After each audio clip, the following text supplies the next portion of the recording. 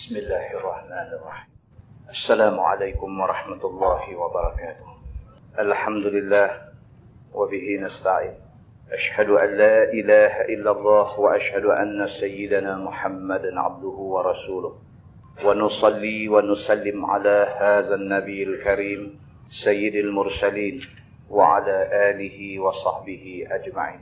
Amma ba'd. Ayyuhal mu'minun ittaqullah usikum wa iyaya bitaqwallah faqad fazal muttaqun. Muslimin dan muslimat, mudah-mudahan dirahmati Allah Subhanahu wa taala. Kita memilih untuk menggunakan kitab Bahrul Mazi jilid 4. Bahrul Mazi jilid 4. Kita pilih untuk baca Abwabul Aidain, iaitu bab pada menyatakan dua hari raya. Tajuk ni kita tak baca di mana-mana lagi. Kita baca tajuk ni. Kita pilih untuk baca Abwabul Aidain, iaitu bab yang membicarakan tentang dua hari raya. Jilid 4, muka surat 2. Tuan-tuan, raya ni masuk dengan tahun lepas, kita dah berapa kali raya dah. Tapi kita raya ikut ke tidak cara Nabi SAW suruh kita raya?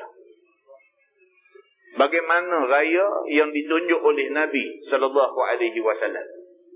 Tuan-tuan, kita duk baca doa iftitah dalam sembahyang. Inna salati wa nusuki wa mahyaya wa mamati lillahi rabbil alamin. Kita mengakulah sembahyang aku, ibadat aku, hidup aku, mati aku kerana Allah, Tuhan sekalian alam. Nak boleh kita buat semua benda ni kerana Allah Subhanahu wa taala, kita mesti kena ikut cara yang Allah, cara yang Nabi SAW tunjuk. Maka kita nak kena tahu, raya ni salah satu benda yang kita duk jumpa.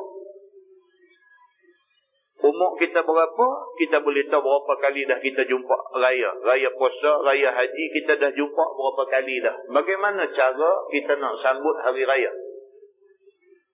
Bermula daripada takbir raya, macam mana cara takbir raya yang sebenarnya? Diikuti dengan semayang raya, macam mana cara semayang raya yang betulnya? Bacaan di dalam semayang raya, macam mana yang Nabi SAW tunjuk bacaan ketika semayang raya. Kita nak tengok benda-benda ni satu persatu, baru kita tahu itu rupa-rupanya raya yang dibuat, yang disambut oleh Nabi SAW. Maka malam ni kita memilih untuk baca tajuk ni. Macam biasa, pengarang kitab Bahrul Mazi ni, Syekh Idris Al-Marbawi, dia mulakan dengan petikan hadis. Dia kata, Nabbarallahu mra'an sami'a maqalati fawa'aha fa'addaha kama sami'aha. Maksudnya sabda Nabi SAW, Allah Subhanahu wa ta'ala akan memberserikan, bagi jadi muka orang tu berseri-seri. Nabbarallahu mra'an, Allah akan jadikan muka orang itu berseri-seri. Sami'a maqalati, apabila dia mendengar kata-kata aku. Siapa yang hari-hari duk rajin dengar hadis Nabi, Nabi janji Allah akan bagi seri pada muka dia. Allah akan jadikan muka dia berseri-seri. Maka ulama kata maksud berseri-seri itu atas dunia lagi dah Allah bagi nampak ada nur pada muka dia. Dan satu lagi tafsiran mengatakan di akhirat esok mereka akan dibangkitkan dalam keadaan wajah mereka berseri-seri. Yang penting orang yang masih hidup atas dunia selalu dengar hadis Nabi, Nabbarallahu mra'an, Allah Subhanahu wa ta'ala akan jadikan muka dia berseri-seri, bercahaya-cahaya, sekiranya dia mendengar maqalati, kata-kata aku, kata Nabi. Fawa'aha fa'addaha kama sami'aha, dan dia mengamalkan apa yang dia dengar dan dia menunaikan apa yang dia dengar. Dia bukan sahaja rajin dengar, bahkan dia mengamalkan benda tu, bahkan dia tolong sebarkan pula benda tu kepada orang lain seperti mana yang dia dengar. Orang yang macam ni Allah Subhanahu wa ta'ala akan jadikan wajah dia, muka dia berseri-seri. Kemudian dia kata bismillahirrahmanirrahim, abwabul aidaini. Aid. Aid bukan aid. Aid. Itu orang sebut Aidil Fitri. Aid. Aid makna dia raya. Aidil Fitri. Abwabul aidaini. Bermula segala bab pada menyatakan dua hari raya, maka inilah tempatnya. Saudaraku, dikehendaki dengan dua hari raya itu, iaitu dua hari raya bagi orang Islam, iaitu hari raya fitrah dan hari raya haji. Dia nak bincang tentang dua raya ni, iaitu raya puasa dengan raya haji. Kata Imam Nawawi di dalam Syarah Muslim, sebab pun dinamakan hari Aid itu adalah kerana kembali dan kerana berulang-ulangnya. Ini satu pendapat. Kata Imam Nawawi, sebab apa dinamakan raya ni Yaumul Aid, hari Aid? Dia kata kerana Aid itu makna dia kembali. Daripada kata dasar dalam bahasa Arabnya ada, ain alif dal. Ada maksudnya kembali ataupun balik. Maka dipanggil hari raya itu Yaum Aid, adalah kerana kembali dan berulang-ulang. Dia kata kita jumpa tahun ni, tahun depan panjang umur jumpa lagi, tahun lagi sekali panjang umur jumpa lagi. Maka raya ni dia bukan mai sekali, dia mai berkali-kali. Selagi mana kita ada umur, maka selagi itulah berulang-ulang kali duk jumpa raya. Maka hari yang selalu jumpa ni dinamakan hari Aid, dia kata, hari raya. Dan kata qil, dan ada satu pendapat lagi kata kerana kembali sukacita kepadanya. Ada satu lagi pendapat kata raya dipanggil Aid, Aidil Fitri, Aidil Adha. Aid ini adalah kerana kita kembali seronok. Setelah sebulan kena puasa, kan? Inilah hari kita seronok. Kita seronok, kita boleh makan seperti biasa. Maka orang menjadi sukacita dengan tibanya hari raya itu, maka orang kembali seronok. Dinamakan hari itu Yaumul Aid, iaitu hari raya, hari kembali. Dan kata qil, dan satu pendapat lagi kata kerana mengambil sempena mulut. Dengan sebab kembalinya atas orang yang mendapatkan dia. Dia kata hari itu hari makan lah. Ambil sempena mulut, hari raya fitrah, kan? Hari raya kita semua berbuka puasa. Bahkan haram untuk orang yang tak mau makan pada hari itu. Dia mesti kena makan. Tak boleh puasa pada hari raya. Sebagaimana dinamakan Al-Qafilah bagi satu puak yang keluar musafir. Kerana ambil sempena dengan maknanya kembali dan pulang dengan selamat. Macamlah orang yang keluar musafir, satu hari dia akan balik, dia akan kembali ke rumah dia. Baik. Bab dia kata maja'a fil mashi ilal Aid. Iaitu bab yang datang pada menyatakan hadis yang menyebutkan berjalan pi kepada raya. Ini pula kita nak tengok satu tajuk. Nabi SAW dia nak pi sembahyang raya, dia pi berjalan. Nabi tak pi naik kenderaan, sebaliknya Nabi pi berjalan kaki. Ketahuilah saudaraku, pada hadis yang akan datang ini menunjukkan suruh pi ke tempat sembahyang raya itu berjalan kaki. Dan disuruh keluar sembahyang raya kemudian daripada menjemput makan. Hadis yang kita nak baca ni, dia nak tunjuk dekat kita beberapa benda. Yang pertama, dia nak beritahu dekat kita bahawa disunatkan pi ke masjid untuk sembahyang raya tu pi berjalan. Yang kedua, dia nak beritahu bagi raya puasa, sebelum pi ke masjid sembahyang raya tu jemput makanan. Walaupun sejemput, kena jemput makan dulu baru pi sembahyang. Seperti kenyataan di dalam beberapa masalah yang akan datang. Dan hadis ni telah dikeluarkan oleh Imam At-Tirmizi. Kata dia an Ali bin Abi Talib qal, minas sunnah an takhruja ila al-Aid masyian. Diriwayatkan daripada Sayyidina Ali bin Abi Talib karramallahu wajhah. Kata dia setengah daripada sunnah Nabi SAW, bahawa engkau keluar pi ke tempat sembahyang raya itu hal keadaan kamu berjalan kaki. Dia kata itu sunnah. Kalau hari raya kita nak keluar pi masjid sembahyang raya tu, kita keluar berjalan kaki dengan niat ikut sunnah, dapat lagi satu pahala lagi. Pi sembahyang tu dah dapat pahala dah. Memilih untuk nak pi sembahyang dengan berjalan kaki, lagi satu pahala dapat. Kerana kita ikut sunnah Nabi sallallahu alaihi wasallam. Dan berjalan itu mestilah dengan tiada gopoh-gapoh. Dia untuk sembahyang dia tak mau gopoh-gapoh. Ni bukan sembahyang raya saja. Sembahyang biasa pun kalau kita mai terlewat ambil ayat sembahyang, kita duduk dengar ni orang duduk sembahyang ni, tok imam baca surah dah nak habis lah, nak rokok. Kita berlari daripada kolah tu, lari bubak, mai takbir sembahyang, itu makruh. Nabi SAW dalam banyak hadis, Nabi melarang orang yang pergi buat kalut nak sembahyang macam tu. Berjalan dengan tenang, dekat mana dan ikut. Nabi larang. Nabi pernah duduk sembahyang, tengah duduk sembahyang, dengar ni sahabat berlari main nak sembahyang ni, bubak main. Nabi habis sembahyang, Nabi tegur terus. Sebab kita nak main menghadap Allah Subhanahu Wa Taala amat tidak wajar. Kita menghadap Allah dalam keadaan kita sama. Dia kena kita tenang, tenteram, selesa. Itu lebih menunjukkan kita respect kepada Allah Subhanahu Wa Taala. Kita hormat Allah Subhanahu Wa Taala. Maka demikian hal dengan sembahyang raya. Dia kata bukan sahaja disunatkan berjalan kaki, bahkan mestilah dengan tiada gopoh-gapoh. Dan biarlah lemah lembut sebagaimana pi sembahyang jamaah dan seperti mana pi sembahyang Jumaat. Dia kata sama lah. Dia tak mau gopoh-gopoh. Sambung hadis tu dia kata wa anta akula syai'an qabla an takhruj. Dan bahawa engkau makan akan sesuatu dahulu daripada engkau keluar. Sebelum nak keluar mai sembahyang raya puasa ni, makan dulu apa-apa pun. Makan dulu. Setidak-tidaknya minum air sejerik dulu. Minum dulu sejerik.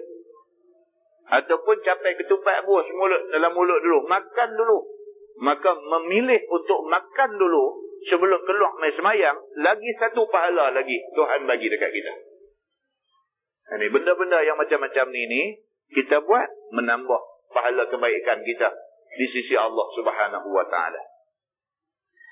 Jika ada raya itu raya fitrah, dia kata. Dan adapun jika raya itu raya Adha ataupun raya haji, maka tiada mengapa tidak makan. Ini untuk raya puasa. Menunjukkan bahawa hari itu bukan lagi hari kita puasa. Kita makan menunjukkan hari itu hari kita tak puasa. Maka disunatkan makan dulu. Kerana Nabi SAW buat macam tu. Nabi buat macam tu. Kata At-Tirmizi, ini hadis hasan. Masalah, dia kata pi ke tempat sembahyang raya dengan berjalan. Kata Abu Isa At-Tirmizi, dan bermula amal atas hadis ini di sisi kebanyakan ahlul ilmi, mensunnahkan mereka itu akan bahawa keluar satu orang laki-laki kepada raya dengan berjalan kaki.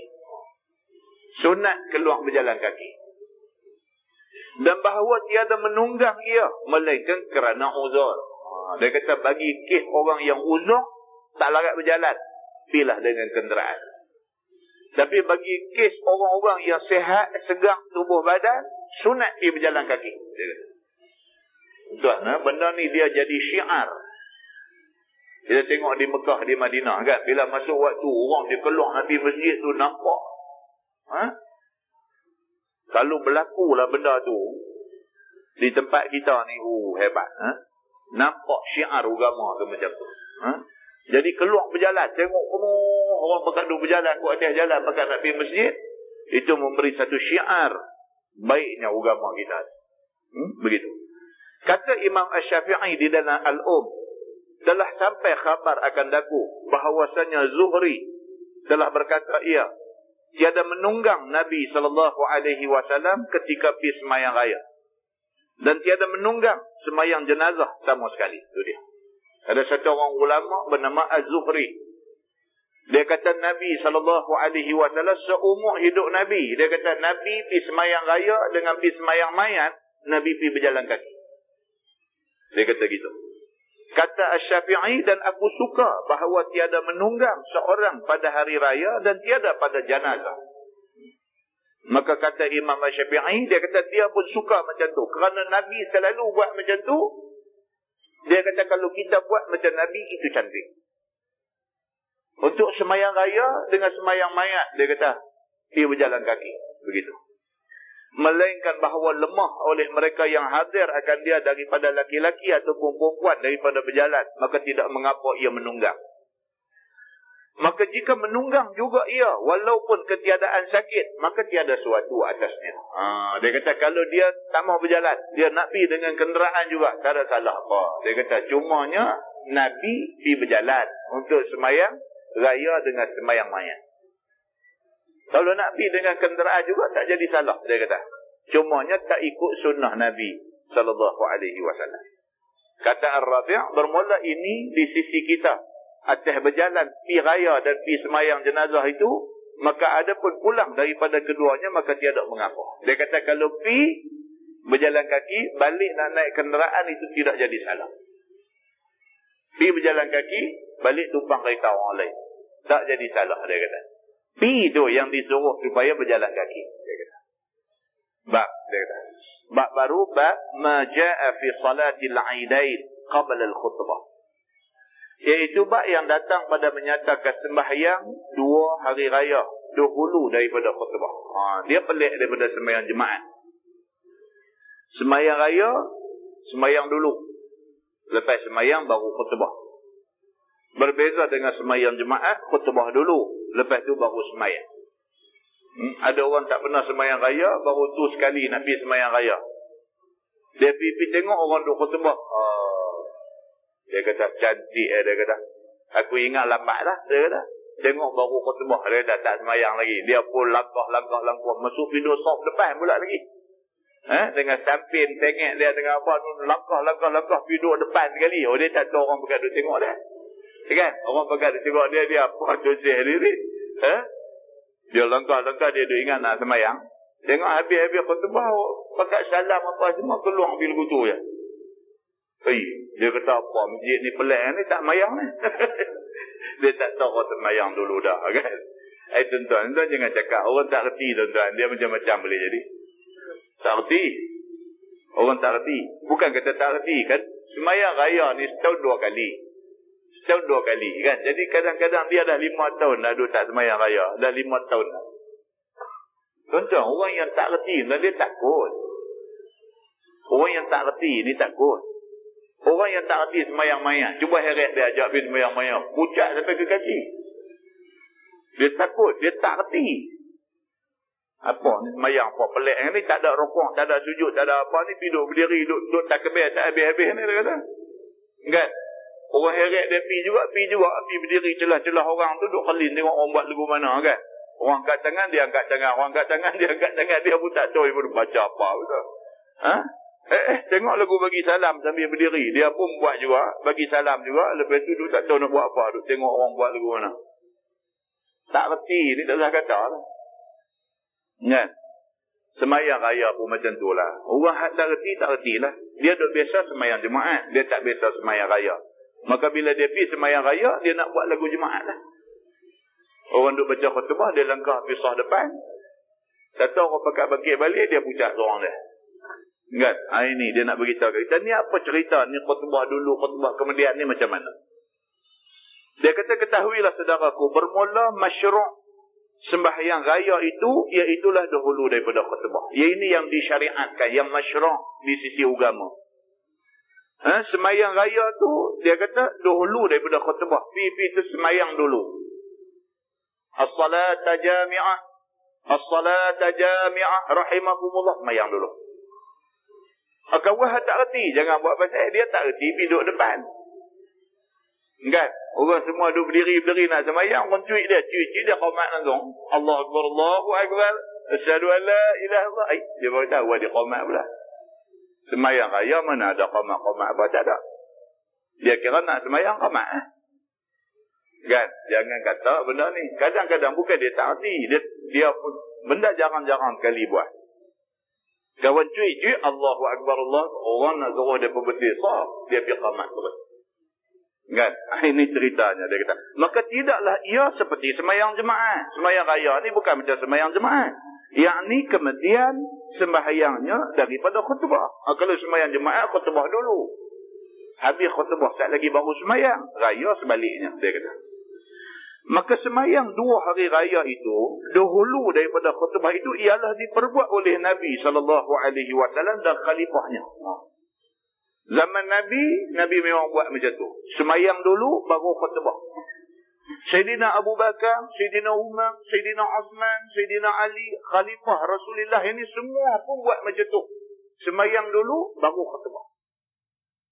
Maka semayang 2 hari raya dahulu daripada khutbah itu telah diperbuat oleh Nabi dan khalifahnya. Sebagaimana datang hadis dikeluarkan oleh Imam At-Tirmizi. Kata dia, An Ibn Umar radhiyallahu anhuma qala, kana Rasulullah sallallahu alaihi wasallam wa Abu Bakr wa Umar yusalluna fil 'idain qabla al-khutbah thumma yakhutubun. Diriwayatkan daripada Abdullah bin Umar bin Al-Khattab radhiyallahu anhu. Kata dia adalah Nabi sallallahu alaihi wasallam dan Sayyidina Abu Bakar dan Sayyidina Umar dan Sayyidina Osman, pada riwayat Ibnu Abbas, mereka itu sembahyang sekalian pada 2 hari raya dahulu daripada khutbah. Nabi dan sahabat-sahabat Nabi semua pun macam tu. Sembahyang dulu baru khutbah. Kemudian daripada selesai sembahyang hari raya, maka berkhutbahlah mereka itu. Macam tu. Maka tersebut lagi pada riwayat Ibnu Abbas di dalam Muslim. Kata dia, fanazala Nabiullah sallallahu alaihi wasallam ka'anni anzuru ilaih hina yujlisur rijal biyadi. Maksudnya maka turun Nabi sallallahu alaihi wasallam daripada tempat ia berkhutbah. Di semayang raya, Nabi sallallahu alaihi wasallam turun daripada mimbar tempat dia berkhutbah. Maka seolah-olah nampak pada aku rupa sekarang padanya. Pada waktu ia mendudukkan orang laki-laki dengan tangannya, yang diisyaratkan oleh Nabi SAW. Kemudian daripada sudah dia berkhutbah kepada orang laki-laki, hendaklah semuanya duduk, jangan berubah daripada tempatnya. Nabi SAW habis semayang raya, Nabi berkhutbah. Habis Nabi khutbah, Nabi turun daripada mimbar ni. Nabi turun, Nabi buat isyarat dengan tangan, suruh orang lelaki ni duduk, jangan dia bangkit pergi mana. Nabi mengisyaratkan dengan tangan dia. Dalam hadis tadi dia kata, ka'anni anzuru ilaih hina yujlisur rijal biyadi. Nabi mendudukkan orang lelaki ni dengan tangan dia. Nabi buat isyarat, kata duduk, jangan dia bangkit pergi mana. Macam tu. Baik. Nabi buat macam tu supaya semua orang tak berubah daripada tempat duduk mereka itu. Yang ni diisyaratkan oleh Nabi, kemudian daripada sudah Nabi berkhutbah kepada orang lelaki, hendaklah semuanya duduk, jangan berubah daripada tempat. Kata Ibnu Abbas, summa aqbala bishiqqihim hatta ja'a an-nisa wa ma'ahu Bilal. Kemudian turun Nabi SAW daripada atas mimbar. Dan sudah disuruhnya semua laki-laki jangan berubah daripada tempatnya.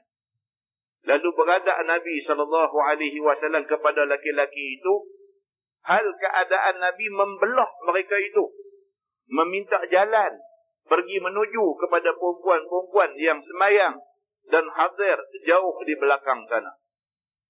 Maka orang-orang pun memberi jalan kepada Nabi SAW untuk pergi. Sehingga sampai Nabi kepada perempuan, beserta dengan Nabi seorang sahabat yang bernama Bilal. Maka manakala sampai Nabi kepada perempuan-perempuan itu, lalu mengajar dan memberi nasihat serta memberangsang mereka itu atas berbuat ibadah kepada Allah dan membaca Nabi SAW akan ayat Quran. Ni dia nak cerita, kata Nabi buat khutbah 2 kali. Zaman tu tuan-tuan, mana ada mikrofon? Semayang raya ni ramai. Semayang raya ni sunat buat di Padang. Sembahyang raya sunat buat di padang. Kita hari ni aja buat di masjid. Tak salah lah buat di masjid pun. Tapi dia kata sunat buat di padang. Pasal apa? Pasal itu sekali nak himpun orang ramai-ramai betul. Sehingga kan orang perempuan yang tak boleh semayang, tak boleh apa-apa, boleh hadir sama. Duduk ramai-ramai atas padang tu. Nak tunjuk sekali. 2 kali setahun nak tunjuk perhimpunan orang Islam besar-besaran. Semayang atas padang. Nabi SAW bagi khutbah. Bila Nabi bagi khutbah, oleh kerana ramai orang ni, orang perempuan duduk belakang tu tak dengar Nabi kata apa. Maka Nabi bagi khutbah ni, habis selesai khutbah Nabi turun daripada membar. Nabi nak pergi kat orang perempuan di belakang tu pula, nak bagi lagi sekali khutbah lagi kat mereka. Nabi nak turun daripada membar, nak pergi bagi khutbah pula dekat orang perempuan tu. Nabi buat isyarat tangan, suruh orang lelaki-lelaki ni duduk, jangan duduk bakit di mana-mana. Duduk. Nabi nak pergi cakap kat orang perempuan pula sat. Maka Nabi membelah orang lelaki-lelaki ni, lalu kut celah-celah orang ni, pergi dekat orang perempuan tu. Nabi baca pula ayat Quran, bagi pula nasihat dalam khutbah kepada orang perempuan pula di belakang. Tu Nabi SAW dia buat macam tu. Allah tak payahlah kita dah ni ada kemudahan mikrofon apa semua senang. Dah ni bercakap sekali aja semua orang boleh dengar. Zaman tu Nabi SAW buat macam tu. Dia kata. Maka Nabi turun dan Nabi membaca kepada orang perempuan itu ayat Quran. Dia kata faqala ya ayyuhan nabi idza ja'akal mu'minat bay'naka ala an la yushrikna billahi syai'an. Fatalah hadhihi al-ayah hatta faragha minha. Maka sabda Nabi SAW dengan ayat Quran itu bermakna begini. Wahai Nabi, apabila datang kepada kamu oleh segala perempuan mukmin berjanji setia dengan dikau, maka berjanji setialah atas bahawa tiada menyengutukan mereka itu dengan Allah akan sesuatu. Maka membaca Nabi akan ini ayat sehingga habis daripadanya. Nabi turun pergi kat orang perempuan, satu nasihat pula dekat orang perempuan. Baca ayat Quran, bagi nasihat kepada orang perempuan ada di belakang.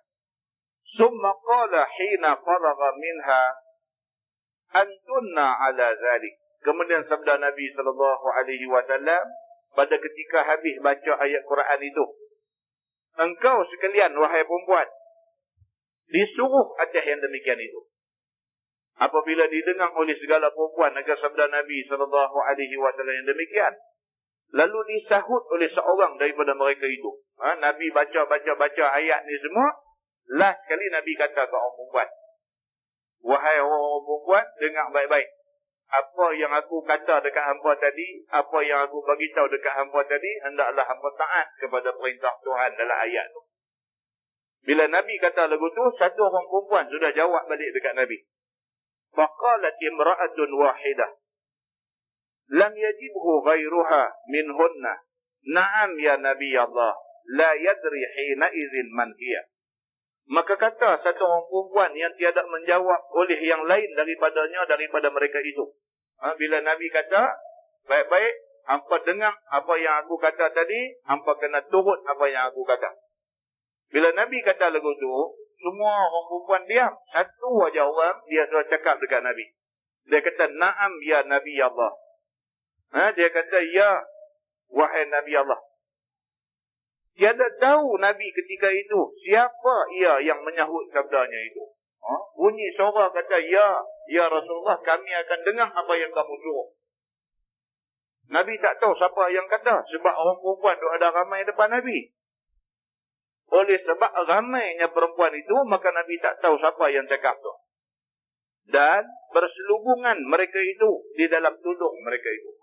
Mana nak tahu, duduk dalam kait telekung semua, tak tahu siapa yang cakap, bunyi suara aja. Suara kata, na'am ya Nabi Allah.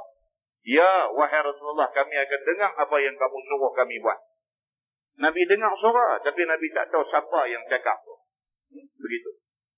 Qala fatasaddaqna fabasata Bilal thawbah. Maka kata Ibnu Abbas, maka bangun perempuan-perempuan itu bersedekah. Maka menghampar Sayyidina Bilal akan kain, maka menghampar Sayyidina Bilal akan kainnya, menghimpunkan sedekah perempuan-perempuan itu. Lepas daripada Nabi SAW bagi khutbah dekat orang perempuan, orang perempuan ni pun semua pakat nak bagi sedekah.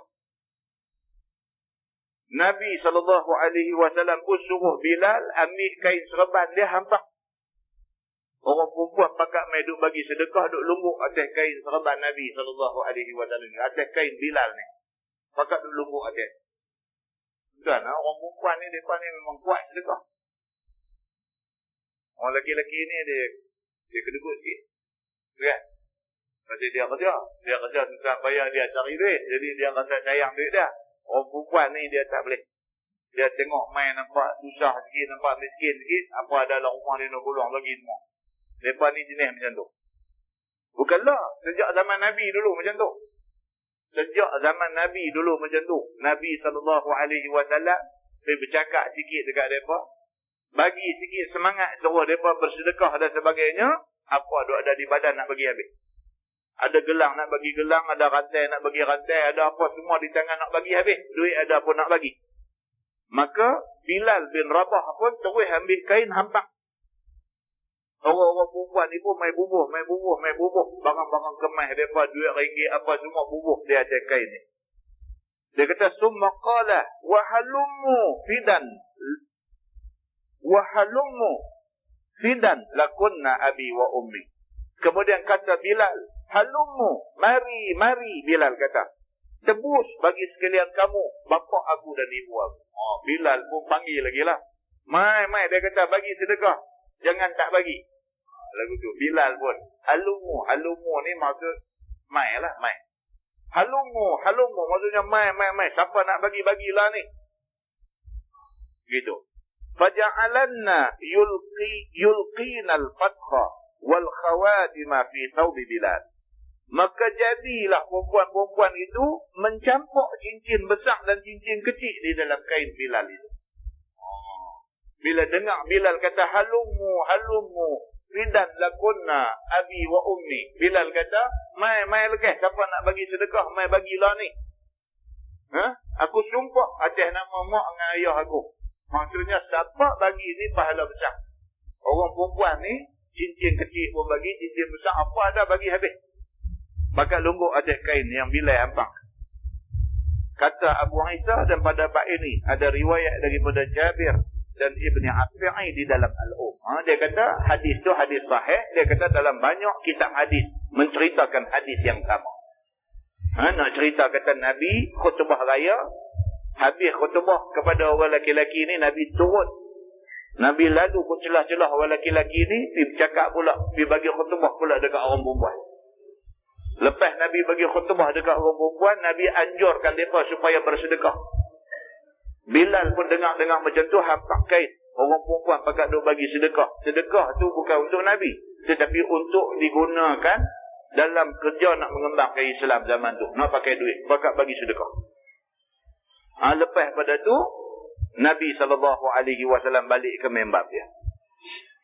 Masalah, dia kata sembahyang raya dahulu daripada berkhutbah, bagaimana hukumnya? Kata At-Tirmidzi, dan bermula amal atas hadis dalam masalah itu di sisi ahli ilmi daripada sahabat-sahabat Nabi SAW dan lain daripada mereka itu, bahwasanya semayang 2 hari raya tu dahulu daripada khutbah. Yang ni tak ada khilaf apa. Semayang raya, semayang dulu baru khutbah. Itu diamalkan oleh semua orang. Dia kata, dan dikata orang bahawasanya orang yang memperbuat khutbah dulu daripada semayang ialah Marwan bin Al-Hakam. Ada satu catatan mencatatkan bahawa salah seorang khalifah nama dia Marwan bin Al-Hakam, dia ada buat semayang raya macam semayang jemaah. Khutbah dulu baru semayang. Katanya Marwan bin Hakam ada buat macam tu. Dan telah ditinggalkan orang akan perbuatan itu kerana bukannya sunnah, dan orang tak mau ikut dia bila dia buat macam tu, kerana itu bukan sunnah Nabi SAW. Dan tiada orang yang iktibarkan dia melainkan barang yang datang daripada Nabi dan Khulafa Ar-Rasyidin. Tak ada siapa nak ikut dia, sebaliknya orang ikut Nabi dan ikut Khulafa Ar-Rasyidin. Zaman tu tuan-tuan, orang kuat berpegang dengan sunnah. Mereka ikut macam Nabi, macam sahabat-sahabat Nabi buat. Lain daripada tu, siapa yang kreatif lebih, hidup reka buat bagi belain, orang tak mau ikut. Pasal apa? Pasal hadis Nabi terang-terang, sudah abang buat macam ni, hantu samai ubah macam mana. Kami ikut hadis Nabi. Maka Marwan bin Hakam yang cuba memperkenalkan style baru, tak dapat respon daripada siapa-siapa. Sebaliknya, orang semua ikut macam yang hadis Nabi SAW bagi tahu. Masalah, dia kata berkhutbah dahulu daripada semayang hari raya, apa hukumnya? Apa hukum kalau hari ini kita ubah? Apa hukum? Kalau hari ini kita ubah, kita kata Allah ni macam ni lah. Lama dah kita dah buat, semayang dulu baru khutbah. Apa kata raya tahun ni, kita buat terbalik. Kita buat khutbah dulu baru semayang. Panggil mesyuarat jawatan kuasa masjid, semua orang setuju, so tahun ni kita nak ubah. Apa hukum dia? Dia kata. Kata Imam Asy-Syafi'i di dalam Al-Um, dan dimulai pada hari raya itu dengan sembahyang dulu daripada khutbah. Imam Syafi'i kata cerita dia, sembahyang raya ni sembahyang dulu baru khutbah. Itu cerita dia.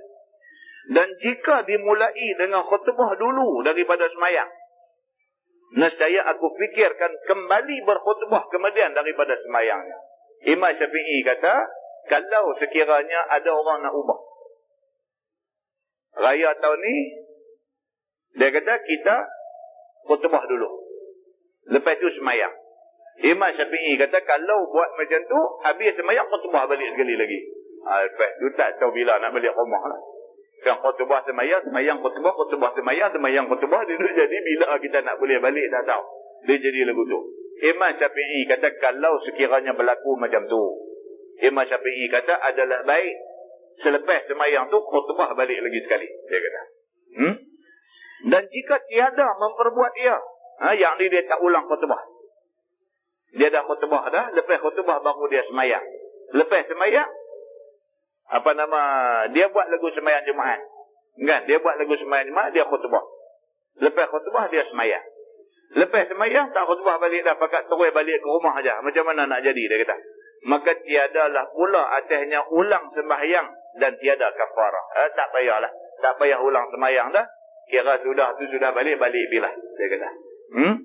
Sebagaimana jikalau sembahyang dia dan tiada berkhutbah, maka tiada juga atasnya ulang khutbah dan tiada ulang sembahyang. Macam tu jugalah kalau pergi tu cangak cari mana Tok Khatib tu cari mana Tok Khatib ni tak ada. Kawan tu duduk senak perut di rumah, tak boleh main. Cari mai, pegang satu orang. Hang naik baca khutbah, aku tak boleh, turun pakai kasut lari balik. Pasal orang suruh dia. Pegang kawan lain pula, ni Tok Khatib damai ni, hang pergi baca, aku tak bisa. Ni siapa lagi boleh kalau hang tak boleh? Dia dengar tu terus tak mutu balik. Aku tak mayang raya, tak apa kalau nak suruh aku baca khutbah. Kalau jadi macam tu. Lah tengok mai. Tak apalah, tak payah khutbah, kita pakai semayang raya aja. Lepas tu balik rumah bukan makan ketupat. Boleh tak boleh? Dia kata boleh juga. Dia kata tak ada lah kot kata nak kena qadha balik khutbah apa, tak ada lah. Pahala korang lah. Macam tu aja. Dan berkhutbah itu ialah dua khutbah yang diceraikan di antara keduanya dengan duduk. Yang kata khutbah raya tu macam khutbah Jumaat. Dua khutbah, antara dua khutbah itu khatib duduk sah. Macam itulah. Sebagaimana diperbuat pada sembahyang Jumaat juga. Masalah, dia kata berkhutbah kemudian daripada sembahyang. Kata Imam Nawawi di dalam syarah Muslim, pada hadis dan masalah itu dalil bagi mazhab ulama sekaliannya bahawa khutbah raya itu kemudian daripada sembahyang. Kata Al-Qadhi, bermula ini ialah yang muwafaqah atasnya daripada segala mazhab ulama negeri yang besar-besar dan imam-imam fatwa, dan tiada khilaf antara segala imam mereka itu padanya. Dan ialah perbuatan Nabi SAW dan khulafa ar-rasyidin kemudian daripadanya. Melainkan barang yang diriwayatkan bahawasanya Osman dan setengah akhir khilafahnya mendahulu ia akan khutbahnya, kerana bahawasanya melihat ia akan setengah orang, iaitu mereka yang meluput akan dia oleh semayang. Itu dia. Ada satu catatan mengatakan Sayyidina Osman ada buat macam ni. Sayyidina Osman bin Affan, Dia buat lagu semayang jemaah. Khutbah dulu, lepas tu baru semayang raya. Mula-mula Sayyidina Osman buat macam Nabi buat juga. Buat macam Sayyidina Abu Bakar, buat macam Sayyidina Umar. Tapi di ujung-ujung pemerintahan Sayyidina Osman, katanya Sayyidina Osman ubah benda ni. Sayyidina Osman sudah buat macam semayang jemaah. Khutbah dulu, lepas tu baru semayang. Alasan Sayyidina Osman ialah, dia kata kerana ramai orang yang terluput semayang. Mereka main lambat. Mereka main tengok, oh dah khutbah dah habis semayang dah. Jadi ramai orang tak dan semayang raya. Maka kerana tu, khutbah dulu. Lepas khutbah tak lagi baru buat semayang. Katanya Sayyidina Osman ada buat macam tu, dia kata. Dan ada diriwayatkan daripada Sayyidina Umar seumpamanya. Dan iaitu sahih daripadanya. Dan kata qil bahwasanya awal orang yang mendahulukan khutbah hari raya itu daripada sembahyangnya ialah Muawiyah. Dan kata qil Marwan di Madinah pada masa khilafah Muawiyah. Dan kata qil Ziyad di negeri Basrah pada masa khilafah Muawiyah. Dan kata qil memperbuatkan dia oleh Az-Zuhri pada akhir umurnya. Ini beberapa pendapat mengatakan Sayyidina Umar pun ada biasa buat ubah macam tu. Ada pendapat kata Sayyidina Osman pun biasa ubah. Ada pendapat kata Muawiyah bin Abi Sufyan biasa ubah. Ada pendapat kata Marwan biasa ubah.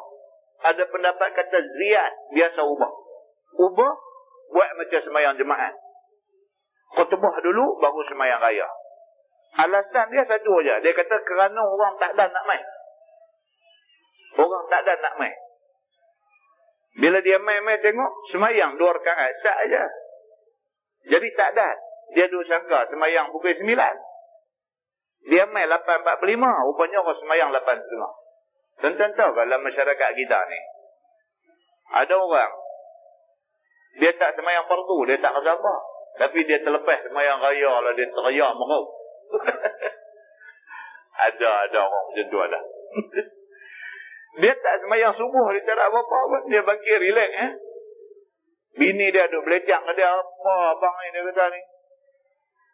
Abang tak semayang subuh ni, berdosa besar lah, apa, dia buat dah Bukan sekali, hari-hari selepas subuh. Dia buat dah Tapi semayang raya, sekali dia pergi masjid, tengok-tengok orang dah semayang dah, marah, bebai, tendang motor terbalik, masuk dalam parit, balik berjalan kaki. Dia kata apa ni? Dia kata ni yang duk kalut nak buat awal ni pasal apa? Dia marah masjid, kan? Yang duk kalut buat awal 8.30 semayang dah apa? Dia kata awak pukul 9 tak boleh buat kan? Kita dengan kalut pagi dengan marah. Dia terlepas semayang raya, dia marah habis semua orang, kan? Padahal semayang raya ni sunat saja. Dia marah. Hak fardu nu hak tak buat berdosa besar nu dia tinggal, dia tak ada apa-apa. Tuan-tuan nampak? Sama lah orang Melayu lah. Ni cerita orang Melayu lah, kan? Sebut kata babi kan, ludah, tuih, tak boleh. Dia tengok arak, dia terliok lah, dia tak tahu nak apa. Dia tengok arak, tak boleh tahan nak minum. Orang Melayu, sebahagian kecil daripada orang Melayu ada perangai macam tu. Walhal haram arak dengan haram babi ni sama lah. Haram lah, dua-dua Quran kata haram. Bahkan haram arak ni dalam keadaan darurat pun tak boleh minum arak. Tapi haram babi ni dalam keadaan darurat diharuskan makan babi. Haram, tapi ringan haram dia daripada arak tu. Tapi sebahagian daripada orang Melayu dengan babi dia tak boleh. Tapi dengan arak dia okey. Nampak tak? Ni. Sama macam kes tadi lah. Selepas semayang raya, marah habis semua orang. Dia tak semayang subuh, dia tak ada apa-apa. Ini benda ni. Dia beritahu macam ni. Jadi cerita kata buat semayang raya ni, buat khutbah dulu, kemudian baru buat semayang, biasa dibuat oleh beberapa orang yang ada nama dulu ni. Masalah dia kata berkhutbah di atas bumi, apa hukumnya? Apa hukum kalau kita baca khutbah kita tak naik atas mimbar? Apa hukum dia? Kata Imam Asy-Syafi'i rahimahullahu ta'ala, bahawasanya tiada mengapa berkhutbah imam hal keadaannya berdiri atas bumi. Tak ada salah apa. Macam mana tuan-tuan, satu hari kita sembahyang jemaat, itu khatib tu lagu nak cari publicity. Kan? Ambil tungkat dia tak naik di atas tu, dia pakai baca di bawah ni. Agak-agak tuan-tuan jadi macam mana dalam kampung tu hari tu. Bakat balik buat sembahyang lohok pun bukan sikit. Pasal apa dia berkata sembahyang tak sah hari ni. Pasal apa? Pasal khatib tak naik atas mimbar. Dia tak faham kan? Naik atas mimbar tu sunat. Itu sunnah Nabi. Nabi berkhutbah atas mimbar. Tapi kalau sekiranya khatib tak naik atas mimbar, dia baca di bawah pun tak jadi salah. Dia tak menjejaskan sembahyang apa-apa pun. Tapi orang tak faham, tarik habis-habis dan nak buat zuhur 4 rakaat di belakang tu. Alasan dia apa? Alasan dia pasal khatib tak naik mimbar. Kan? Jadi dia beritahu kat kita di sini bahawasanya tidak mengapa berkhutbah imam hal keadaannya berdiri atas bumi. Dari salah apa dia kata. Tuan-tuan tahu Nabi SAW khutbah mimbar 3 anak tangga. Kan? Mai zaman Sayyidina Abu Bakar As-Siddiq, dia baca khutbah, dia duduk anak tangga nombor 2. Dia duduk anak tangga nombor 2. Orang tanya Sayyidina Abu Bakar, "Ya Abu Bakar, pasal apa kamu tak naik tangga nombor 3 macam Nabi duduk?" Oh, dia kata tak boleh. Kerana Nabi duduk tangga nombor 3, aku kena duduk nombor 2. Aku tak boleh sama dengan Nabi. Dia kata, respect Nabi punya pasal. Bila mai zaman Sayyidina Umar, duduk tangga nombor 1. Orang tanya Sayyidina Umar, "Ya Amirul Mukminin, pasal apa kamu khutbah duduk satu anak tangga aja nun?" Oh, dia kata, kalau Nabi duduk tangga nombor 3, Abu Bakar pun tak berani nak naik pergi duduk tangga tu. Dia duduk tangga nombor 2. Dia kata, hampa tahu dah Sayyidina Abu Bakar ni siapa? Dia kata, dia pun bacalah apa yang Nabi kata adalah hadis tentang kelebihan Sayyidina Abu Bakar ni. Dia kata, kalau Abu Bakar yang begitu punya hebat pun duduk nombor 2, aku duduk tangga nombor 1. Dia kata. Dia jadi macam tu, tuan-tuan. Pasal apa? Pasal hormat. Hormat punya pasal. Tuan-tuan pernah dengar cerita Imam Malik, Imam mazhab Maliki. Imam Malik, dia imam di Madinah. Imam Malik ni orang Madinah. Dia mengajar di Masjid Nabawi tu. Imam Malik mengajar situ. Imam Malik radhiyallahu anhu mengajar di Masjid Nabawi, dia tak pernah duduk atas kursi tinggi. Dia duduk atas lantai. Orang tanya dia pasal apa imam tak duduk atas kursi, apa orang nak tengok tak nampak?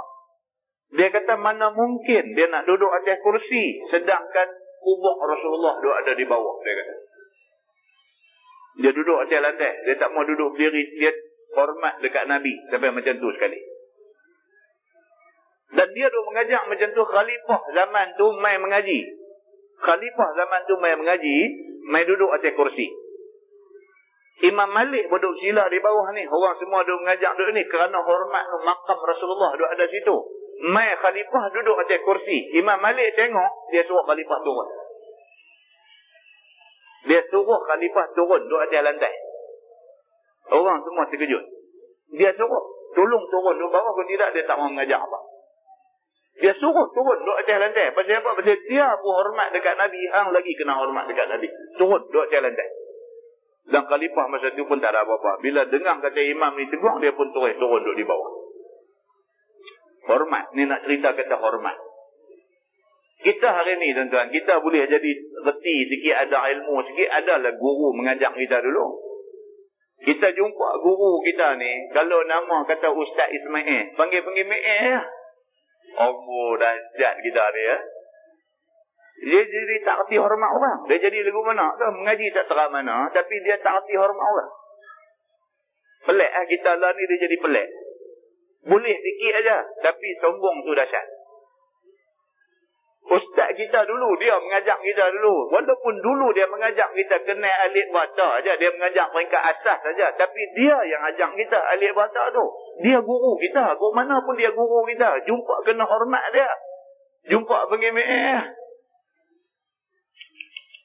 tak reti hormat orang. Maka kita belum cerita lagi bagaimana Imam Syafi'i dia belajar dekat Imam Malik kan. Imam Syafi'i dia berguru dekat Imam Malik. Tadi kita cerita tok guru dia Imam Malik macam tu. Imam Syafi'i yang kita duk ikut mazhab dia ni, Imam Syafi'i ni berguru dekat Imam Malik, tidur malam kaki tak ulung pergi rumah tok guru. Bukan ada dosa apa pun. Kalau dia tidur, kaki dia menghala ke arah rumah Imam Malik, bukan ada dosa apa. Tak ada dosa, tak ada nas pun dalam Quran, dalam hadis yang melarang buat macam tu. Tapi dia tu tak buat macam tu. Pasal apa? Pasal dia rasa guru dia ni besar dalam hidup dia. Dia tak pernah ulung kaki pergi ke arah rumah guru dia kerana hormat guru dia macam tu. Nampak? Maka tak heranlah orang-orang zaman tu ilmu mereka berkat. Dan berkat ilmu mereka dapat dilihat dari segi mereka beramal dengan ilmu mereka. Beramal. Ilmu tu betul-betul melekat dalam diri mereka. Macam mana yang ada dalam kitab, macam tu nampak pada dia. Muslimin dan muslimat yang dirahmati Allah sekalian. Baik, jadi sahabat-sahabat Nabi hormat Nabi, Nabi duduk member nombor 3, mereka duduk nombor 2, duduk nombor 1. Macam tu. Baiklah ni dia kata bahawasanya kalau sekiranya kita berkhutbah di atas bumi terus, tak ada atas member macam mana? Dia kata tiada mengapa berkhutbah imam hal keadaan berdiri di atas bumi. Begitulah diriwayatkan oleh Abu Sa'id Al-Khudri daripada Nabi SAW. Dan tidak mengapa berkhutbah imam di atas kenderaan. Macam tu juga kalau nak khutbah atas kenderaan tak salah. Semayang raya, katalah tahun ni semayang raya kita buat di Padang. Buat di Padang bandaran, Batuas ke apa ke. Baca khutbah duduk di atas lori misalnya. Boleh tak boleh? Boleh. Dia kata tak jadi kesalahan apa. Berkhutbah di atas kenderaan. Kerana bahawasanya Nabi SAW adalah dia berkhutbah di atas kenderaan. Nabi biasa khutbah duduk atas kenderaan. Kemudian daripada berpaling ia daripada sembahyang raya fitrah dan raya haji. Masalah, berkhutbah di atas membar pada hari raya apa hukumnya? Kata Imam Syafi'i, dan tiada mengapa berkhutbah seseorang itu di atas membar.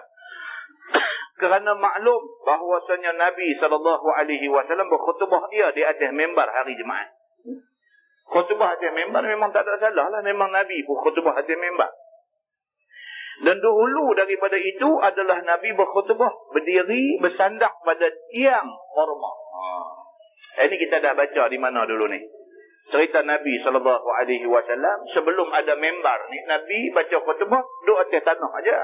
Nabi sandar ke satu tunggui pokok korma. Nabi sandar itu. Sahabat mai jumpa Nabi, mencadangkan dekat Nabi nak buat membar. Sahabat kata, Nabi kata okey. Bila siap membar, Nabi naik atas membar bagi khutbah. Nabi baru start aja khutbah dia, dengar bunyi macam anak unta teriak. Bunyi macam anak unta duk mendengus. Bunyi macam bunyi orang teriak macam tu. Semua orang pakat duk cari siapa dia, cari. Nabi turun daripada membar tu, Nabi pi dekat tunggui pokok korma ni. Nabi tepuk dia, Nabi cakap dekat pokok korma ni. Nabi kata, kamu jangan sedih. Kita akan sama-sama dalam syurga esok. Nabi kata begitu. Stop bunyi teriak tu. Kemudian Nabi balik atas membar, sambung khutbah dia. Ini dicatatkan dalam hadis, bukan cerita dongeng. Ini dicatatkan di dalam hadis Nabi. Maka dia nak tunjuk bahawa Nabi biasa berkhutbah hanya bersandar kepada satu tunggui pokok korma. Maka menunjukkan boleh berkhutbah 2 hari raya di atas membar dan boleh berkhutbah di bawah. Tak ada masalah apa. Dia kata berkhutbah 2 kali pada hari raya. Boleh tak boleh berkhutbah 2 kali? Maksudnya dah khutbah dah, nak ulang lagi sekali. Kata Imam Syafi'i rahimahullah ta'ala, dan tiada mengapa berkhutbah satu orang laki-laki akan beberapa orang laki-laki. Dan jika melihat ia akan beberapa perempuan dan satu jamaah daripada beberapa laki-laki yang tidak mendengar mereka itu akan khutbahnya. Maka tiadalah aku fikirkan salahnya bahawa datang ia akan mereka itu, maka berkhutbah dia akan satu khutbah yang ringan. Boleh. Dia dah bagi dah khutbah, tengok orang belakang tu rasa macam tak dengar. Saat lagi pergi bagi lagi sekali di belakang, tak jadi kesalahan. Macam kita lah masjid macam Seberang Jaya ni punya besar. Tuan-tuan, kalau blackout macam mana? Karan tak ada hari tu. Berapa sah saja boleh dengar apa yang khatib cakap. Boleh tak boleh khatib ni habis tu dia turun pergi duduk tengah masjid tu cakap pula lagi sekali khutbah. Boleh tak boleh? Boleh. Tak jadi masalah. Tidak jadi kesalahan. Cuma orang nak tunggu dengar gadak yang tu je kan. Orang nak tunggu dengar gadak kan yang tu cerita lain lah. Habis dah satu orang, turun pula Nabi lagi satu khutbah sana. Belakang tu kata, awak dia turun main berdebat, awak dia turun main. Turun bi, Alhamdulillah. Nak mula lain pula, mereka kata dibuka rapat, pakai turun balik. Yang tu bab lain lah. Tapi bab boleh tak boleh, nak baca khutbah lagi sekali, boleh tak boleh? Boleh. Itu cerita dia. Bila kata boleh, bukan makna kata mesti kena buat macam tu. Boleh kalau nak buat. Kalau tak mau buat pun tak apa. Begitu. Baik. Dia kata yang memberi dengar akan mereka itu. Dan tiada pula wajib atasnya. Ulang khutbah ni tak wajib. Kalau tak dengar, tak dengar lah. Takat mana yang dengar, cukup lah. Kerana tiada diriwayatkan daripada Nabi SAW melainkan sekali berkhutbah sahaja yang demikian itu. Sekali itu aja yang Nabi ulang 2 kali khutbah ni, sekali itu aja. Bukan tiap-tiap kali. Maka sesungguhnya berkhutbah Nabi akan khutbah yang banyak. Maka pada yang demikian itu menunjukkan atas memperbuat dan meninggalkan dia. Nak buat pun boleh, tak buat pun tak apa. Menunjukkan macam tu. Dan tinggalkan itu lebih banyak. Nabi tak buat macam tu lebih banyak lah.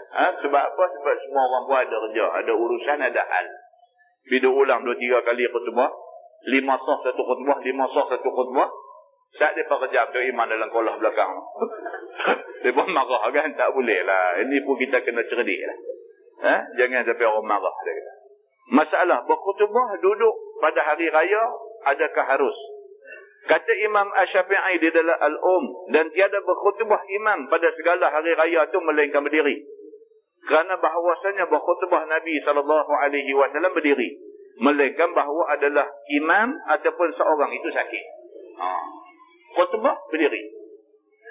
Khatib yang bagi khutbah ni berdiri. Melainkan kalau dia sakit. Kalau dia sakit, cari orang lain yang boleh berdiri untuk baca khutbah. Kalau semua dalam kampung tu tak ada siapa berani baca khutbah, maka dia saja yang boleh, dia bolehlah baca khutbah, duduk. Begitu. Bawah tu dia kata, nasihatkan perempuan adakah disuruh oleh syarak? Kata Imam Nawawi, pada hadis yang diriwayatkan oleh Ibnu Abbas dalam masalah itu, menunjukkan sunat bagi nasihat kepada perempuan-perempuan. Dan mengingatkan bagi mereka itu akan akhirat. Dan akan segala hukum Islam. Dan memecut akan mereka itu atas bersedekah. Sunat.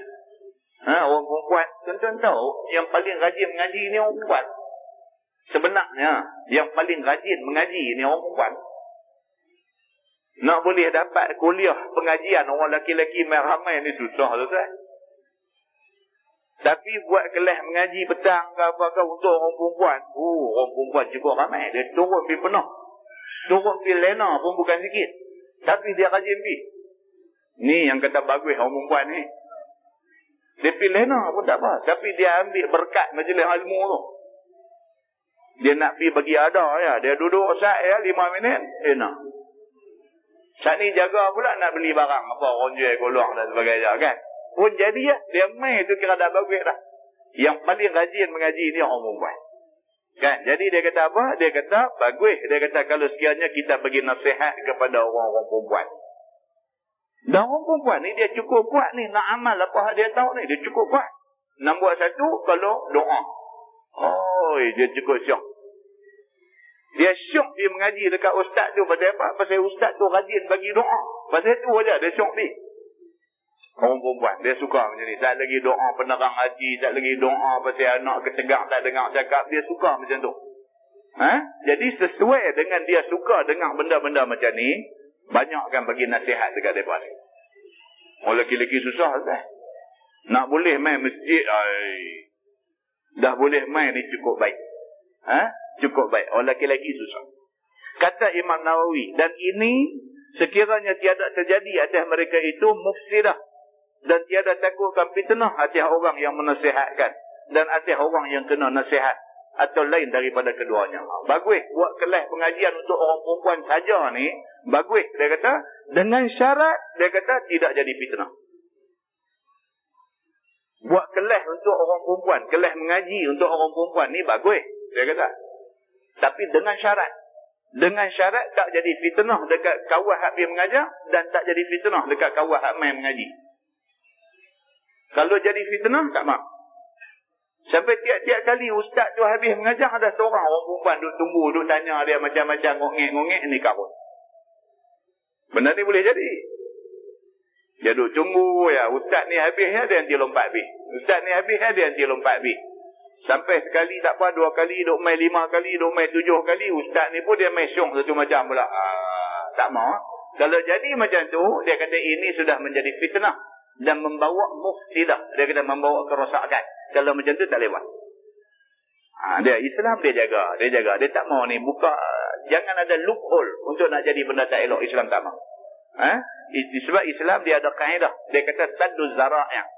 Sadduz zara'i' maksudnya menutup lubang-lubang yang boleh jadi tak elok. Tutup bang. Jangan bagi jadi ada. Macam tu. Masalah berasing-asing laki-laki dengan perempuan pada tempat sembahyang macam mana? Kata Imam Nawawi pada hadis Ibnu Abbas itu menunjukkan bahwasanya segala perempuan itu apabila datang hadir sembahyang sama-sama laki-laki dan berhimpun dengan mereka itu, maka maulah berasing tempat dia dengan mereka itu kerana takutkan fitnah, ataupun takut pandang memandang, ataupun takut fikir, takut fikir-fikiran atau seumpamanya. Dia kata sembahyang laki-laki perempuan tak boleh duduk sekali, mesti kena asing. Tuan-tuan tengok di Masjidil Haram di Makkah misalnya. Allah. Ada laki bini turun bina sembahyang ni, dia takut bini dia hilang. Kepik bini dia pergi sembahyang sebelah-sebelah. Allah. Tuan-tuan, di sisi mazhab Syafi'i, hukum sembahyang laki-laki perempuan duduk satu saf berkembang macam tu haram. Haram. Itu sebab petugas Masjidil Haram ni haduk pakai jubah putih serban merah atas kepala tu, haduk bawa walkie-talkie area panjang ni, dia nanti marah benda ni. Dia nanti duk halau ni. Orang perempuan haduk sembahyang sekali dengan orang lelaki ni, dia halau. Roh dia halau. Roh tapi juga dia kata haram dia kata. Lepas ni kata dia ni dengki, aku baik dengan bini aku. Dia kata lagu tu pula. Arab tu bukan dengki, memang tak boleh. Dia jadi banyak masalah. Tuan-tuan bayangkan kita sembahyang di Masjidil Haram, kita sembahyang depan kita orang perempuan. Tak lagi dia dengan dia rokok, dengan dia sujud, dengan apa semua duk nampak benda ni semua leceh. Perempuan pergi duduk tempat perempuan lah, di sembahyang tempat perempuan lah. Laki-laki sembahyang tempat laki-laki. Habis sembahyang, tak lagi janjilah kita nak jumpa dekat mana, tempat dekat sofa ke, dekat marwah ke, nak jumpa dekat pintu mana ke. Janji macam tu lah. Saat jumpa lah perempuan bagi jalan dengan grup perempuan, laki-laki dengan grup laki-laki. Sampai pergi Mekah pun tak boleh bonggang juga. Lagu duk kilik tangan tu. Allah. Soalnya dari segi hukum tak boleh. Maka dia beritahu dekat kita di sini, dia kata berasin-rasin tempat sembahyang ni. Bahwasanya segala perempuan itu apabila datang hadir sembahyang sama laki-laki dan berhimpun dengan mereka itu, maulah berasing tempat dia dengan mereka itu kerana takut fitnah. Masalah bersedekah itu hendaklah ijab atau kabulkah? Dia kata kita bagi sedekah kena ada ijab kabulkah? Aku sedekah, kau ni kata aku terima sedekah ini. Adakah kena macam tu? Macam jual beli kena ada ijab kabul. Aku jual, kau ni kata aku beli. Ataupun sebarang benda yang menunjukkan redha jual beli itu.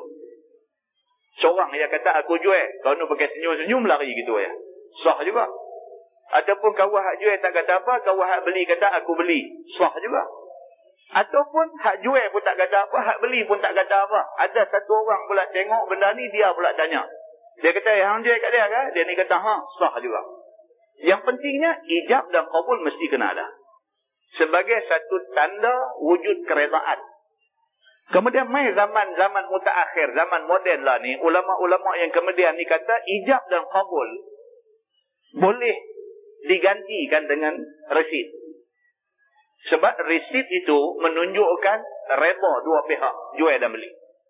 Kita pergi beli di supermarket, beli barang sampai 1 troli, 2 troli, kan habis-habis kita bayar duit, dia bagi duit, kita tak payah kata aku beli kata, dia pun tak ada kata aku jual kan. Kalau kita kata pun dia jegil kat kita tu macam kan. Resit yang dia print out tu mewakili ijab dan kabul. Yang pentingnya ialah wujud keredaan di antara pihak jual dengan pihak yang membeli. Dia macam tu. Maka dengan kerana itulah dikiaskan kepada yang bubuh duit ambil ayam Coca-Cola tu. bedum jatuh satu tin ayam. Masa kawan tu main nak load barang tu masuk dalam mesin tu, memang dia dah niat nak jual dah benda tu. Maka sudah wujud keredaan di antara dua pihak. Dia kata macam tu. Baik, dalam soal sedekah ni, adakah perlu kepada ijab dan qabul? Kata Imam Nawawi, dan pada hadis Ibnu Abbas itu menunjukkan bahawasanya sedekah sunat itu tidak berhajat kepada ijab dan qabul. Tak perlu ijab dan qabul. Bahkan memadai dengan unjuk dan beri saja. Bagi, kau tu ambil sudah. Kerana bahawasanya segala perempuan yang dinasihatkan oleh Nabi SAW mencampurkan sedekah ke dalam kain Bilal dengan ketiadaan kalam daripada mereka itu, dan tiada pula Bilal dan tiada daripada lainnya. Bukti dalam hadis tadi, Bilal kata, mailah siapa nak sedekah, mailah siapa nak sedekah. Orang yang nak sedekah ni pun pakai buah macam tu je, tak ada ijab qabul. Maka sedekah tidak perlu kepada ijab dan qabul. Sama macam zakat. Zakat tak perlu kepada ijab dan qabul. Tak perlu. Zakat fitrah tu kita duk bagi bila dekat nak raya tu pun tak perlu ijab dan qabul. Rukun dia apa dia? Rukun dia niat. Niat nak bagi zakat. Yang kedua, rukun yang kedua menyerahkan benda yang merupakan zakat tu bagi. Sah. Kan? Tapi kita lah ni siap dengan jabat tangan, dengan kena duk baca pula ini adalah sedekah yang wajib ke atas diriku dan 6 orang di bawah tanggunganku apa. Panjang kan? Benda tu tak perlu. Kita bagi memang kita niat ni duit zakat. Kita bagi dan dia terima, sah zakat tu. Tak ada masalah apa. Sama lah kita nak pergi bayar dekat PUZ, pusat urus zakat pun sama macam tu ya. Pergi bagi kat dia apa semua, tak bayar. Tak bayar. Tapi orang lah ni dia nak bagi puas hati. Nak bagi rasa aku bayar zakat tu. Siap dengan pegang tangan, dengan sejuk tangan duk baca, kut silap apa. Dia rasa aku bayar zakat. Tapi dari segi agamanya itu tidak perlu. Buat tidak salah, tapi itu tidak perlu. Begitu. Baik, sama juga dengan masalah sedekah ni tidak perlu kepada ijab qabul. Kerana bahawasanya segala perempuan yang disebut dalam hadis tadi pakai bagi macam tu aja. Kata Imam Nawawi, inilah yang sahih pada mazhab kita. Dan kata kebanyakan ashab kita, bangsa Iraqi berhajat kepada ijab dan qabul dengan lafaz seperti hukum hebah. Dan bermula yang sahih ialah yang pertama. Dia kata tak payah ijab qabul. Masalah sedekah isteri berhajatkah kepada izin suami? Isteri nak bagi sedekah kena minta izin dah dekat suami. Kata Imam Nawawi, dan pada hadis yang diriwayatkan oleh Ibnu Abbas itu menunjukkan harus sedekah isteri daripada hartanya dengan ketiadaan izin suami. Kalau duit tu duit isteri punya, dia nak bagi dia punya hal. Suami dia tak payah tanya suami dia nak boleh tak boleh nak bagi. Kalau duit tu duit dia punya. Begitu. Dan tiada terhenti yang demikian itu sepertiga hartanya. Dan tak semesti dia bagi itu 1/3. Boleh nak bagi semua pun itu hak dia. Siapa pun tak boleh larang dia. Dan inilah mazhab kita dengan ketiadaan, dengan mazhab jumhur ulama. Imam Syafi'i kata orang perempuan kalau nak bagi sedekah, sedekah tu duit dia boleh bagi tanpa perlu minta kebenaran suami dia. Tapi kalau dia nak bagi itu duit suami dia, maka dia kena minta izin suami. Itu beza dia. Duit dia dengan duit suami. Mana tadi? Duit dia maksudnya suami memang duk bagi kat dia tiap-tiap bulan, suami bagi dia 500 misalnya. Itu dah jadi hak dia. Suami bagi kat dia, dah jadi hak dia. Tapi kalau duit suami, duit ni duit suami punya, suami kata guna buat beli barang-barang masak di dapur. Duit masih duit suami. Itu dia nak bagi kena minta izin suami. Kalau hak duit poket dia, itu hak dia punya. Dia nak bagi banyak mana, dia tak payah minta izin suami. Dan bermula dalil kita hadis bahawasanya Nabi SAW tidak bertanya mereka itu, adakah diizin oleh suami mereka itu ataupun tidak. Nabi pun tak pernah tanya orang perempuan nak pergi sedekah ni, ni laki hangpa bagi ke tak ni, hangpa bagi benar. Nabi tak tanya. Menunjukkan tak perlu izin suami. Dan adakah ia keluar daripada sepertiga harta ataupun tidak pun Nabi tak tanya. Dan jikalau berlain hukum itu daripada yang demikian, nescaya ditanya. Kalau kes lain, baru kena tanya suami dulu. Wallahu a'lam. Lepas ini kita masuk bab maja'a anna salatal aidain bi ghairi azan wala iqamah. Ini kita kata tadi. Sembahyang raya tak ada azan, tak ada iqamah. Tak ada. Okey. Kemudian dia akan bincang esok ni, dia cuma Kata as-salata jami'ah. As-salata, baca bagi atas. As-salata jami'ah. As-salata. As-salata jami'atan. Baca dia begitu. As-salata jami'ah. Ada setengah tempat dia bila sebut as-salatu. As-salatu jami'ah. Dia dah baris tak betul. As-salata. As-salata jami'ah. Macam orang habis baca khutbah kan, lepas dah habis apa, barakallahu li wa lakum bil Qur'anil azim, apa semua tu, ibadallah, innallaha ya'muru bil 'adli wal ihsan, apa semua sampai habis kan. Ada setengah tempat dia sebut apa? Aqimis solah, dia kata, aqimis solah. Kena tengok balik betul kan sebut aqimis solah tu. Ataupun aqimus solah. Ataupun apa. Kan? Ada tempat tak sebut, ada tempat sebut. Kena sebut kan, tak payah sebut ke? Kan, benda-benda macam tu. Kalau sebut macam mana betul, macam mana salah. Semua nak kena tengok balik. Kan?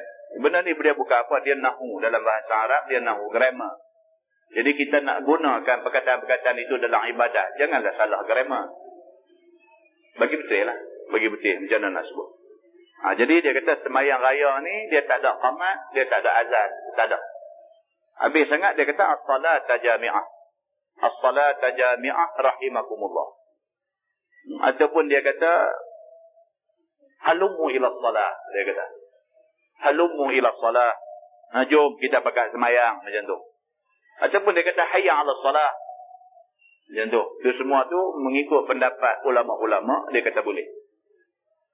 Yang tak bolehnya kita pergi buat lafaz yang sama macam azan, sama macam iqamah. Tak boleh. Dia kata macam itu, kita akan bincang kemudian. Dan dia ada perbincangan tentang pasal apa kita kena baca as-salata. Pasal apa? Dia ada perbincangan dari segi nahunya. Wallahu a'lam. Selepas ini tuan-tuan, dia cerita bab maja fil qira'ah fil 'idain. Bacaan dalam semayang raya. Surah apa yang Nabi selalu baca? Kalau bertembung raya dengan hari Jumaat, macam mana penyelesaian dia? Dia ada bincang benda ni, kita akan tahu secara pastilah. Dan macam mana penyelesaian dia? Dan kalau buat semayang, surah apa juga Nabi baca dalam semayang raya, surah apa Nabi baca dalam semayang Jumaat? Benda ni semua ada dicatatkan dalam hadis. Kemudian dia main fit takbir fil idain. Cerita tentang takbir dia dalam semayang raya. Takbir satu, takbir ni saja banyak cerita. Takbir sebelum semayang tu macam kita buat Allahu Akbar, Allahu Akbar. Itu pun takbir. Takbir dalam semayang pula satu, Allahu Akbar, takbiratul ihram diikuti dengan 7 kali takbir. Allahu Akbar, Allahu Akbar. Itu pun akan dibincangkan. Kemudian selepas semayang, takbir lagi sampai berapa hari dan sebagainya juga dibincangkan. Kita nak tahu secara tepat. Sebab kalau tidak, kita dengar cakap-cakap ni macam-macam. Dia ni kata lagu tu, dia ni kata lagu ni, kau ni serabut. Jadi kita nak tahu betul-betul macam mana. Kemudian dia mai juga bab ma ja'ala salata qabla al-'aid wala ba'daha. Tidak ada sembahyang dahulu ataupun kemudian daripada sembahyang raya. Ada pula Tok Syekh mana kata lagi sembahyang sunat qabliyah raya pula dah. Tak lagi sunat ba'diyah raya. Tapi mereka buat ni cukup banyak. Buat qabliyah raya, ba'diyah raya.